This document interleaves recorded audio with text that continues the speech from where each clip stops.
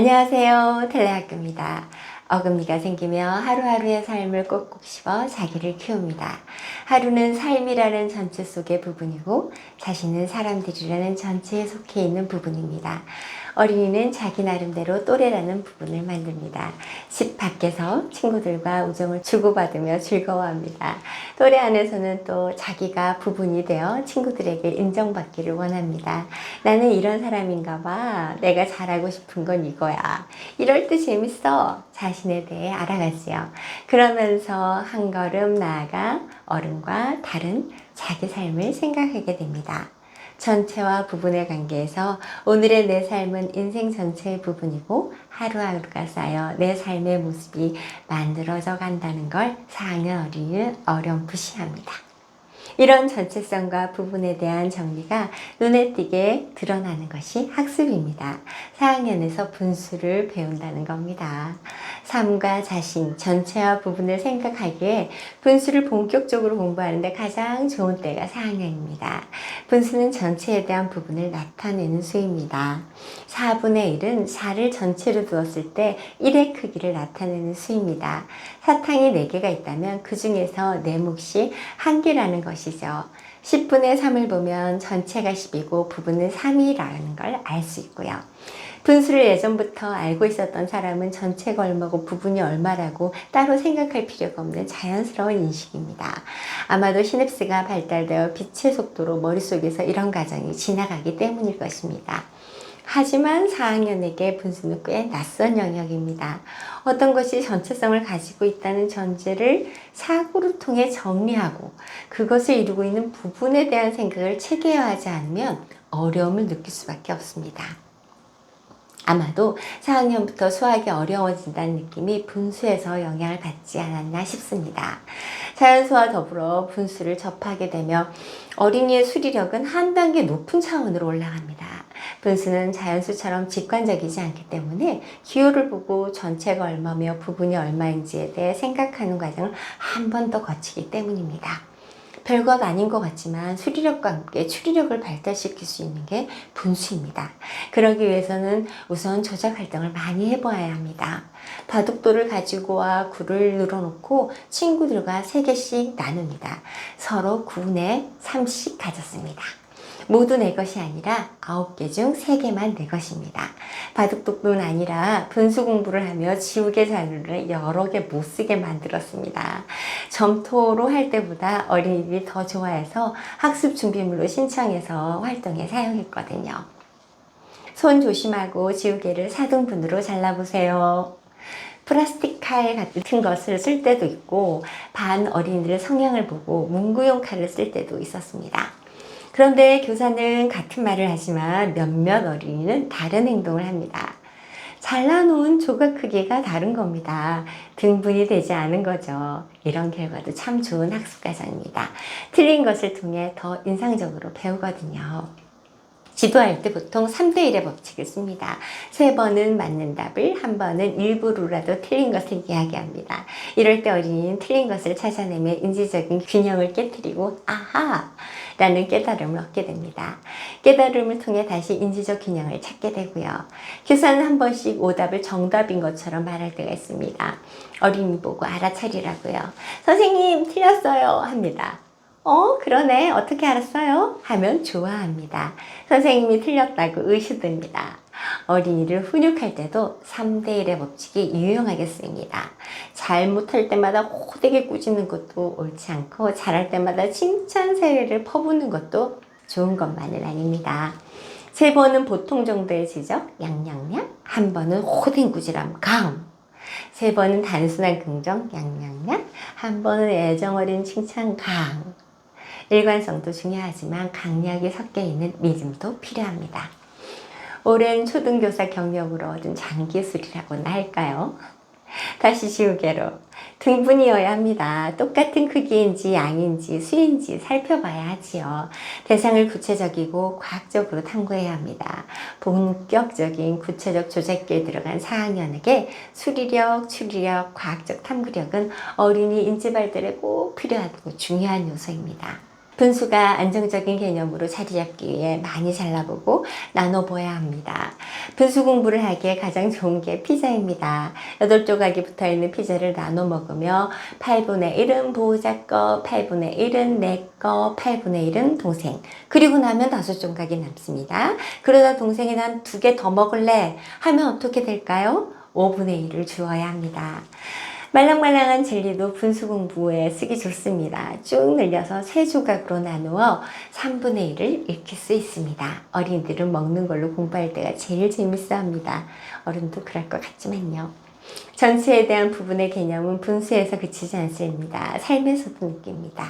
4학년의 인지발달을 말씀드릴 때 이상과 현실에 대해 이야기했습니다. 청소년에 가까워질수록 어린 세대는 이상을 꿈꾸는 사람이 됩니다. 기성 어른에 대한 비판, 현실에 대한 냉소를 드러내며 못마땅해 합니다. 열심히 산 죄밖에 없는 어른들에겐 억울한 일일 수도 있지만 다음 세대는 지금과 다른 세상, 이상적인 미래를 만들어가는 사람들이기에 그럴 수 있습니다. 한 걸음 나아가 생각해보면 다음 세대는 마땅히 그러기 바라고 그래야만 합니다. 청소년은 세상뿐 아니라 자기에 대한 기준도 높습니다. 아이돌을 좋아하는 게 자신이 이상적으로 생각하는 자신의 이미지가 투영된 존재여서 그런 것 같습니다. 아이돌은 아이디얼과 같은 그리스 어원을 씁니다. 우상과 같은 존재, 이상적인 무엇을 나타낸다는 겁니다. 현실은 이상과 같지 않죠. 언젠가 꿈을 이룬다고 해도 오늘은 꿈이 펼쳐진 날이 아니라 꿈을 향해 가는 과정 중 하루입니다. 하루하루가 쌓여 삶이 이루어지고 부부는 전체를 만듭니다. 4학년 어린이는 이제 삶을 생각합니다. 부분이 잘 구성되어야 전체가 완성된다는 것을요. 그래서 학년별 보호자 역할을 말씀드릴 때 4학년 보호자는 철학적이었으면 좋겠다고 했습니다. 아직 놀기 바쁘고 친구 좋아하는 어린아이에게 무슨 철학이냐 싶으실 겁니다. 그러나 4학년 앞으로 자신이 삶을 관통하여 살아갈 것을 어느 정도 알게 된 때니까요. 어린 세대의 이상성을 현실 모르는 철없는 소리로 넘기지 마시고 오늘 하루가 꿈을 향해 가는 한 걸음이라는 걸 알려주셨으면 합니다. 산다는 건 말이야. 삶은 하루하루가 쌓이는 거지. 꿈꾸며 살아. 그래야 삶이 재밌어. 하고 말해주시면 어떨까요? 이상과 현실의 차이를 느끼기 때문에 4학년 어린이는 어둠과 악에 대한 이야기도 좋아합니다. 마음 안에서 일어나는 현실에 대한 거부감, 아직 꿈을 찾지 못한 막막함이 어둠처럼 느껴지거든요. 슈베르트의 마왕 같은 어둡지만 강력한 악의 힘에 매혹됩니다. 또 현실을 떠나 무언가를 찾아가는 모험 이야기도 어린이를 신나게 합니다. 한편으로는 명확하진 않지만 전체에 기여하고 싶은 마음이 있어 그런 자신의 모습을 상상합니다. 평범하고 어떻게 보면 부족한 면도 있지만 열심히 성장해서 훌륭한 어린이 되는 성장기도 4학년 마음을 움직이게 하는 이야기입니다. 그래서 4학년 하면 한윤섭 작가님의 서찰을 전하는 아이 같은 동화가 떠오릅니다. 부부상인 아버지를 따라다니다 아버지가 끝내 전하지 못한 서찰의 주인을 찾는 아이의 이야기입니다. 이 서찰에는 한 사람을 구하고 세상을 구할 만큼 중요한 내용이 적혀있다. 절대 아무에게 보여서도 안 된다. 거대하고 슬픈 역사의 현장에서 아이는 온갖 고난을 이겨내고 서찰을 전합니다. 정작 본인은 글자 한자 읽지 못하는 까막눈이지만 동학혁명의 주인공 정봉준 장군에게 비밀스럽고 중요한 내용을 전달하는 역할을 하는 거죠. 4학년 어린이는 동학혁명이 무엇인지 모릅니다. 하지만 자신도 열심히 자라 역사 속에서 중요한 역할을 하는 사람이 되어보고 싶어집니다. 역시 어린이는 잘 자라고 싶은 사람이 맞는 것 같습니다. 건강하게 자라고자 하는 성장의 자연성과도 맞고 4학년 어린이의 이상성을 충족시키기에 적합해서 4학년에게는 위인전과 성장 이야기, 모험 이야기를 많이 추천합니다. 지금 나는 작은 부분이지만 전체를 볼 수 있는 사람, 전체에 영향을 끼치는 사람, 전체에 좋은 기여를 남기는 훌륭한 사람이 되고 싶어 가슴을 두근거리게 할 겁니다. 3학년의 키워드는 배움의 의지였습니다. 배우고자 하는 의욕이 넘치는 시기입니다. 4학년은 더 나아가 구체적이고 지적인 내용을 알고자 합니다. 새로운 사실이나 기계적이고 실험적인 작용도 좋아하지만 그것이 세상을 살아가는데 어떠한 역할을 하는지 더 자세히 알려고 하는 것입니다. 시간은 현재를 중심으로 과거로 거슬러 올라갑니다. 3학년부터 싹트기 시작한 시간 개념입니다. 4학년에서는 이것이 역사의식으로 연결됩니다. 본격적인 역사 공부는 5학년 사회에서 이루어지고 4학년의 역사의식은 이야기 수준입니다. 옛날에 일어났던 극적인 상황이나 사건을 드라마처럼 느낍니다. 세계적인 서사를 가지지 못하고 단편적일 수 있습니다. 하지만 오늘과 어제, 미래가 이어져 있고 그때마다 사람이 살았던 흔적이 남아 다음 세대로 전해진다는 것까지 이해할 수 있습니다. 4학년 어린이들 알게 되는 하나하나 떨어진 사건과 사건들이 모여 언젠가는 강물 같은 역사의식으로 자랄 겁니다.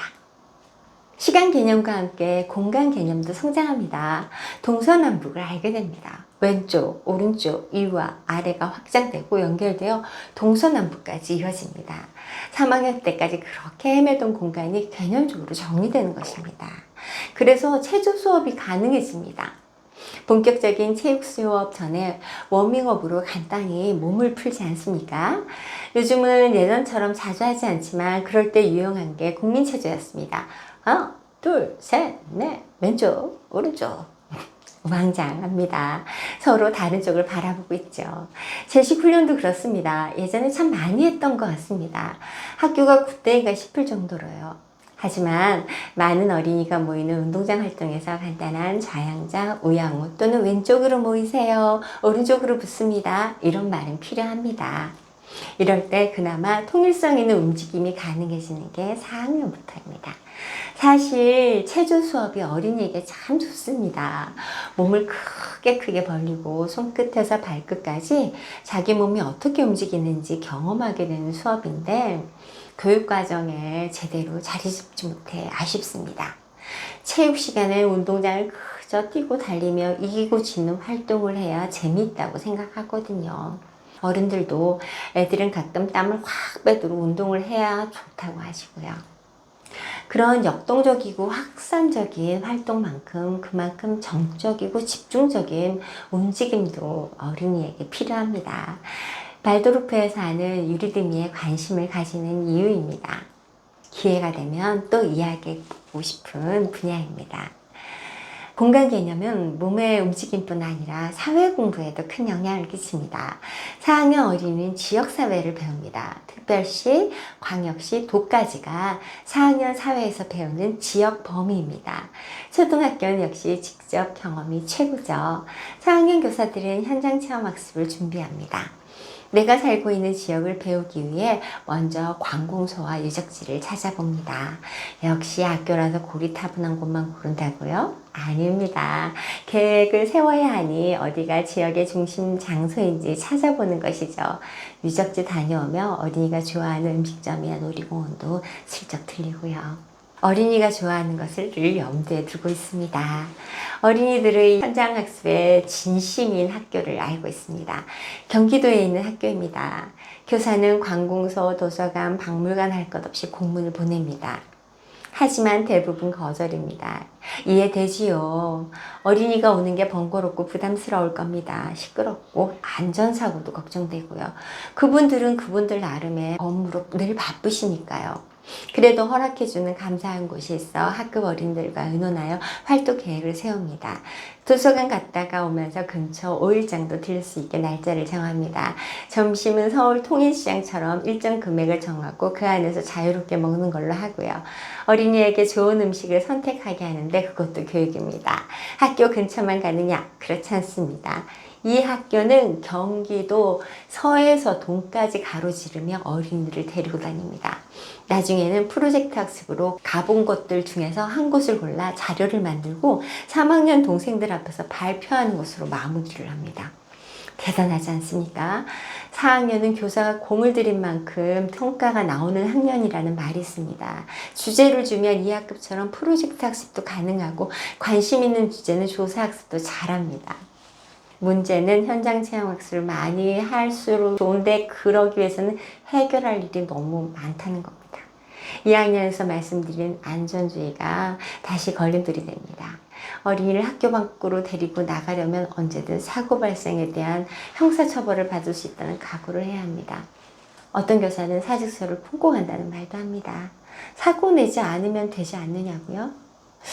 사고 나길 바라는 사람이 어디 있겠습니까? 우리 반 어린이가 다치기 바라는 교사는 없을 것이고 없어야 합니다. 안전교육을 하고 또 하면서도 현장 체험학습을 나갈 때 제가 원했던 것은 하나였습니다. 차에서 내릴 때 말입니다. 저는 제일 먼저 내려 어린이가 흩어지지 않도록 우뚝 서 있어야 합니다. 여기다 여기 다른 곳으로 가면 안 된다는 표지판처럼요. 그러면 맨 마지막에 내리는 어린이를 챙겨주는 단 한 사람, 그 사람만 있었으면 했습니다. 이동할 때도 이 역할이 필요합니다. 전 앞에 서서 길을 안내하고 위험을 살핍니다. 그러면 뒤에서 어린이들이 양떼처럼 이렇게 와줬으면 좋겠습니다. 제 뒤통수를 보고 선생님을 잘 따라오겠지 믿지만 좀 불안합니다. 나중에는 학급에 의젓한 어린이를 앞에 세우고 제가 뒤에 섭니다. 그럴 때도 걱정이 됩니다.